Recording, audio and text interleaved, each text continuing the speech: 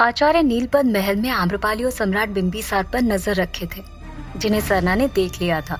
उन्हें देखते ही वो उनके पास गई और उन पर संदेह करते हुए कहती है, आप यहाँ क्या कर रहे हैं? सरना को अचानक से अपने पास देखकर आचार्य घबरा गए। एक पल के लिए तो उन्हें समझ ही नहीं आया कि वो सरना से क्या कहें। उनके माथे पर पसीना आने लगा। तभी एकाएक उनके दिमाग में कुछ आया और उन्होंने कहा, हम यहाँ आम्रपाली पर नजर रख रहे हैं, क्योंकि जिस प्रकार उसने तुम पर हमला करवाया है, हम नहीं चाहते कि वो तुम्हें दोबारा मारने की कोशिश करे। आचार्य ने एक झटके में अपने आप को रंगे हाथों पकड़े जाने से बचा लिया था। सरना को उन पर अब भरोसा भी था, इसलिए वो उनकी हर एक बात पर यकीन कर रही थी। उसने कहा, लेकिन आचार्य, आपका यहाँ रहना उचित नहीं है। वो तो भला हो कि हमने आपको यहाँ देख लिया, अन्यथा किसी और ने देख लिया होता तो न जाने क्या हो जाता। वैसे भी अब देवी आम्रपाली को आप पर संदेह हो चुका है, वो खुद आप पर नजर रख रही है। ये सुनकर आचार्य हैरानी से सरना की तरफ देखने लगे और उन्होंने कहा, हम पर नजर? आम्रपाली हम पर नजर कब से रख रही है? आचार्य को डर था कि कहीं आम्रपाली ने उन्हें सरना के साथ देख तो नहीं लिया, वरना उनका सारा किया धरा पानी में मिल जाता। सरना उन्हें बताने वाली थी कि ये सब कुछ आम्रपाली की प्रियदासी सुलोचना कर रही है। इसके साथ ही वो सुलोचना का सबसे बड़ा सत्य भी बताने वाली थी कि वो कोई स्त्री नहीं बल्कि पुरुष है। लेकिन इससे पहले वो कुछ बोल पाती, उसने देखा कि युवराज स्वर्णसेन 2 सैनिकों के साथ नृत्यशाला के पास आकर खड़े हो गए हैं। उन्हें देखकर सरना थोड़ी हड़बड़ा गई और अपनी बात कहने के बजाय आचार्य से कहती है, आचार्य, बाकी बातें हम बाद में कर लेंगे, सब कुछ आपको बताएंगे, लेकिन अभी आप यहाँ से निकल जाइए। सामने युवराज है, उन्होंने आपको हमारे साथ देख लिया तो मुश्किल हो जाएगी। युवराज को देख आचार्य भी सहम गए थे। उन्होंने वहां से चले जाना ही उचित समझा, लेकिन जाते जाते वो ढोंग रचते हुए सरना से कहते हैं, ठीक है पुत्री, तुम कह रही हो तो हम जा रहे हैं, लेकिन अपना ध्यान रखना। ये बोलकर वो तुरंत वहां से निकल गए। आचार्य के जाते ही सरना भी वहां से छुपकर निकल गई। लेकिन आज आचार्य का नीलपद्म महल में जाना व्यर्थ नहीं गया। आम्रपाली के महल से निकलकर वो सीधे अपने कक्ष में आए और सुकून की सांस लेते हुए कहते हैं, वाह सरना, तुम तो बड़ी काम की चीज निकली। देवी आम्रपाली हम पर नजर रख रही है, ये बताकर तुमने हमारे बहुत सारे काम आसान कर दिए। बस अब हमें ये सुनिश्चित करना होगा कि कहीं उसने तुम्हें और हमें एक साथ तो नहीं देख लिया। बाकी तो हम खुद को संभाल लेंगे। एक तरफ आचार्य को पता चल गया था कि आम्रपाली उन पर संदेह कर रही है, तो वहीं दूसरी तरफ आम्रपाली को एहसास होने लगा था कि वो सम्राट के प्रति मोहित हो रही है। इसलिए वो उनके प्रति अपने बर्ताव को लेकर अब सतर्क होने लगी थी। इसलिए नृत्यशाला में जब सम्राट उसे घुंघरू पहनाना चाह रहे थे, तब उसने उनके हाथ से घुंघरू छीन लिए और चुपचाप खुद अपने पैरों में घुंघरू पहनने लगी। भानु प्रताप की शर्त का मान रखते हुए उसने ना चाहते हुए भी उनके सामने नृत्य अभ्यास करना शुरू कर दिया। आम्रपाली का अचानक खामोश हो जाना सम्राट बिंबिसार को ठीक नहीं लगा, तो वो खुद से कहते हैं, आम्रपाली को क्या हुआ? कुछ देर पहले तो वो बिल्कुल ठीक थी। तभी संगीत वादकों की धुन शुरू हुई और उनकी धुन के साथ साथ आम्रपाली के घुंघरू भी बजने शुरू हो गए। यह आवाज सुनकर सम्राट आम्रपाली की तरफ देखने लगे, जो कि बड़े ही प्यार से अपने पैरों को धीरे धीरे थिरका रही थी और उसके साथ साथ अपने हाथों को भी अलग अलग अदाओं से घुमा रही थी। हर एक बदलती धुन के साथ आम्रपाली भी अपने नृत्य की चाल बदल रही थी।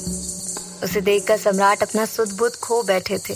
वो वहीं एक किनारे जाकर बैठ गए और आम्रपाली को निहारने लगे। दूसरी तरफ ऐसे ही धुन रातरानी उत्सव के महल में भी सुनाई दे रही थी। सोम दासियों के साथ अभी भी महल के बाहर ही खड़ा था। तभी एक दासी ने उससे कहा, सुलोचना, क्या सोच रही हो तुम? चलो ना, अंदर चलते हैं। सोम उन सबसे कहता है, ठीक है, हम अंदर चलेंगे, लेकिन कोई भी उस पतीले के पानी में अपना मुंह नहीं धोएगा। ये क्या कह रही हो तुम? अगर हम उस पानी में अपना मुख नहीं धोएंगे तो ये सैनिक हमें महल के अंदर नहीं जाने देंगे। ऐसे में हम प्रतियोगिता में कैसे शामिल हो पाएंगे? दासियों ने हैरान होते हुए पूछा। सोम ने शरारती मुस्कान लाते हुए उन सबसे कहा, ये सब तुम लोग मुझ पर छोड़ दो, बस हमारे इशारे का इंतजार करना और इशारा मिलते ही महल के अंदर चले जाना। सभी दासियां सोम की बात मानकर वहीं रुक गईं और सोम उन सैनिकों की तरफ आगे बढ़ गया। सोम अनजान बनते हुए उन सैनिकों के बगल से होता हुआ महल के अंदर प्रवेश कर रहा था। उसकी चाल बिल्कुल किसी अप्सरा की तरह लग रही थी।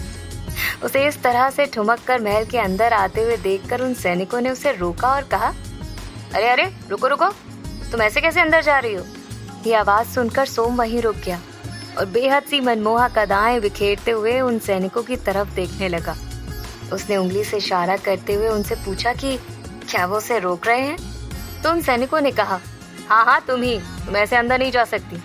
उनकी बातें सुनकर सोम के चेहरे पर नजाकत भरी मुस्कान आ गई और मेनका की तरह वो बिल्कुल उनके पास पहुंच गया। उसे ऐसा करते हुए देखकर दूर खड़ी दासियां एक दूसरे से कहती हैं, अरे ये सुलोचना को क्या हो गया? ये कुछ ज्यादा ही अदाएं नहीं प्रस्तुत कर रही है। आखिर इसके इरादे क्या हैं? अरे जो भी हो, हमें उसके इशारे का इंतजार करना है। वो हमारे अंदर जाने का बंदोबस्त बना रही है, बस देखते जाओ वो करती क्या है। ये बोलकर वो सब वापस सोम की तरफ देखने लगी। सोम उन सैनिकों को मोहित करने के अंदाज में बोलता है, बताएंगे हम कैसे अंदर जा सकते हैं। इतना कहकर वो शर्माते हुए मुस्कुरा दिया। उन सैनिकों ने एक तरफ इशारा करते हुए कहा, वो पानी का पतीला दिख रहा है, जाओ जाकर उसमें अपना मुख धो लो, तभी तुम अंदर जा पाओगी। अच्छा ऐसी बात है, तो हम अभी अपना मुख धुल कर आते हैं। ये बोलकर सोम उस पतीले की तरफ जाने लगा। उसे ऐसा करते हुए देखकर इधर खड़ी एक दासी ने कहा, अरे ये सुलोचना क्या कर रही है? खुद पानी में मुंह धोने जा रही है और हमें मना कर रही थी। उनमें से एक समझदार दासी ने कहा, नहीं, हमें सुलोचना पर भरोसा है, जरूर उसके दिमाग में कुछ चल रहा है। सोम ने अपनी अदाओं से उन सैनिकों का ध्यान अपनी तरफ खींच लिया था। बस बाकी रह गया था तो उन्हें उस जगह से हटाना, ताकि सभी दासियां महल के अंदर जा सकें। सोम पतीले के पास आ गया। वहां पहले से 4 सैनिक उस पतीले को घेर कर खड़े थे। सोम ने उनकी तरफ देखते हुए नकली हंसी दी और पीछे पलटकर द्वार पर खड़े सैनिकों की तरफ एक बार फिर से देखा, जिनकी नजर उस पर थी। सोम ने देखा कि पानी को इस ढंग से रखा गया है कि उस पर पूर्णिमा के चांद का प्रतिबिंब बिल्कुल बीचों बीच बन रहा था। उसने जब उसमें झांक कर देखा तो चांद के बिल्कुल विपरीत उसके चेहरे का प्रतिबिंब बन रहा था। उस पानी को देखकर सोम अब गंभीर हो गया था। वो अपने मन में कहता है, जैसा हम सोच रहे हैं यदि वैसा हुआ तो ये लोग भागते हुए जरूर आएंगे। इसके बाद सोम ने पानी में अपना हाथ डाला और चुल्लू भर पानी उठाते हुए अपने मुख की तरफ ले जाने लगा। तभी अचानक सोम के हाथ से पानी छूट गया और वो पतीला पकड़ते हुए वहीं पर बेहोश हो गया। पानी से भरा पतीला पलटने ही वाला था कि तभी वहां खड़े सभी सैनिक उसकी तरफ भागे। अरे अरे उस पतीले को पकड़ो, वो गिरने ना पाए। पानी के पास खड़े सैनिकों ने उस पतीले को संभाल तो लिया था, लेकिन द्वार पर खड़े सैनिक भी घबराकर सोम के पास आ गए और उसे उठाने लगे। इसके साथ ही आसपास की स्त्रियां भी उसे घेर कर खड़ी हो गईं। सोम के चारों तरफ भीड़ इकट्ठा हो गई थी।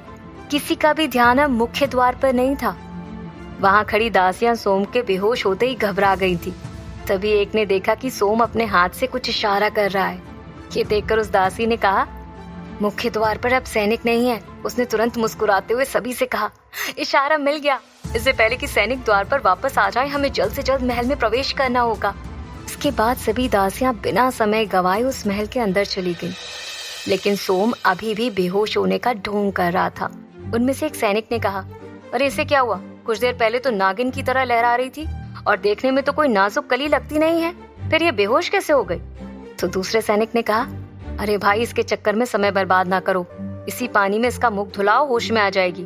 तुम सही कह रहे हो, वैसे भी इसे तो मुख धुलना ही था। इसके बाद वो सैनिक उसका मुख धुलाने के लिए उसे उठाने लगा। जहाँ एक और सोम दासियों को महल में प्रवेश कराने में सफल हो गया था, तो वहीं दूसरी तरफ आम्रपाली का अभ्यास भी शुरू हो चुका था। वो सम्राट से बिना कुछ बोले वहां से जाने लगी थी। सम्राट को कुछ समझ नहीं आया कि आखिर आम्रपाली को हुआ क्या है। वो भी उसके पीछे पीछे जाते हुए कहते हैं, आम्रपाली क्या हुआ? आप हमसे नाराज हैं क्या? आम्रपाली ने तब भी कोई जवाब नहीं दिया। वो तेजी से चलते हुए कक्ष की तरफ बढ़ गई। आम्रपाली का ये व्यवहार सम्राट से देखा ना गया और वो आम्रपाली के सामने जाकर खड़े हो गए और कहते हैं, जब तक हमारा जवाब नहीं मिल जाता हम आपको जाने नहीं देंगे। उन्हें अपने रास्ते में देख आम्रपाली ने अपना सिर नीचे झुकाकर कहा, हम आपसे नाराज नहीं हैं, बस कुछ वक्त के लिए एकांत चाहते हैं। ये बोलकर उसने सम्राट की आंखों में देखा और कहा, यदि आपकी अनुमति हो तो क्या अब हम जा सकते हैं? आम्रपाली जिस तरह से बोल रही थी उसके एक एक शब्द में उसकी मासूमियत झलक रही थी। वो करती भी क्या, हर्षदेव की यादों से वो निकल नहीं पाई थी और सम्राट उसे अपनी तरफ आकर्षित कर रहे थे। वो इन सब से दूर रहना चाहती थी।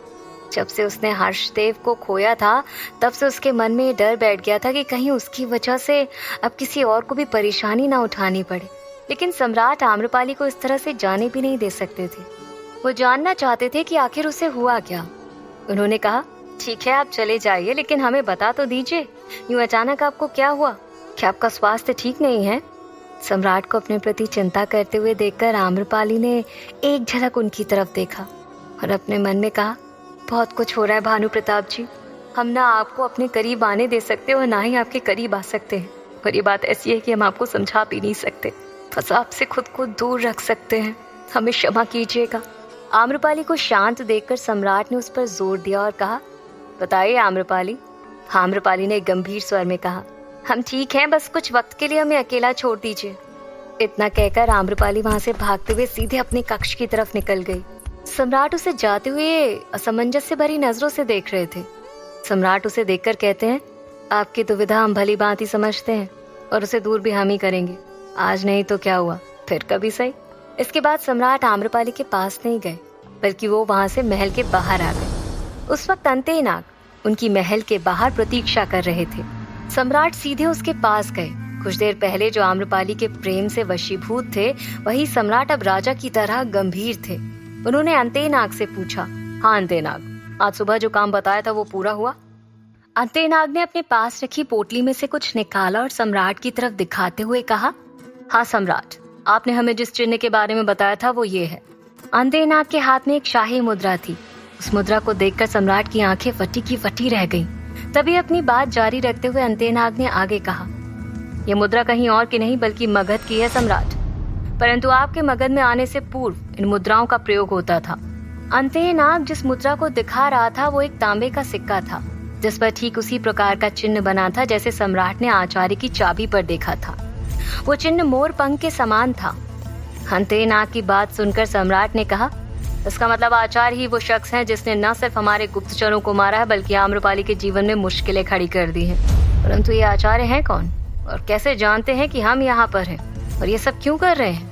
और सबसे बड़ा सवाल ये है कि जब वो मगध से जुड़ा हुआ है तो हमने उसे पहचाना क्यों नहीं? अंतनाग के पास इसका भी जवाब था।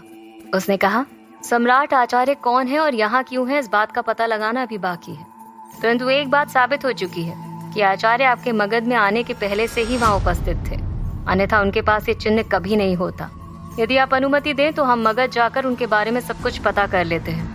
अंतनाग अपनी बात पूरी भी नहीं कर पाया था कि तभी सम्राट ने उसकी बात को बीच में काटते हुए कहा, अंतनाग, अब क्या पता करना बाकी रह गया है? ये चिन्ह जो आचार्य के पास है ये काफी है ये साबित करने के लिए कि आचार्य ही असली आरोपी है। इसलिए कल सुबह होते ही आचार्य हमारे हाथ में होने चाहिए। उसे किसी भी तरह से पकड़कर हमारे सामने लाओ। बाकी सारी जानकारी हम खुद उसके मुख से उगलवा लेंगे। हमें भी तो पता चले कि आखिर इतना सब कुछ एक अकेला आचार्य कैसे कर सकता है। उस वक्त सम्राट की आंखों में आचार्य के लिए अथाह क्रोध दिखाई दे रहा था। उनका क्रोध इस बात का नहीं था कि आचार्य ने उनके खिलाफ षड्यंत्र रचा है, बल्कि इस बात पर था कि उन्होंने आम्रपाली को नुकसान पहुंचाने की कोशिश की है। सम्राट की बात मानकर अंतनाग वहां से चला गया, लेकिन सम्राट वहीं खड़े थे। वो खुद से कहते हैं, आचार्य सुमंत, भगवान से प्रार्थना करो कि तुम्हें मौत अब जल्दी मिल जाए, क्योंकि तुमने शेर के मुंह में हाथ डाल दिया है और उसका परिणाम तो तुम्हें भुगतना ही पड़ेगा। आखिर कौन थे आचार्य और क्या वो सम्राट के हाथ आ पाएंगे? क्या आम्रपाली अपने मन में मच रही उथल पुथल की वजह से सम्राट को खुद से दूर कर देगी? रात रानी उत्सव में सोम क्या देखेगा? क्या होगा कहानी का अगला पड़ाव? जानने के लिए सुनते रहिए।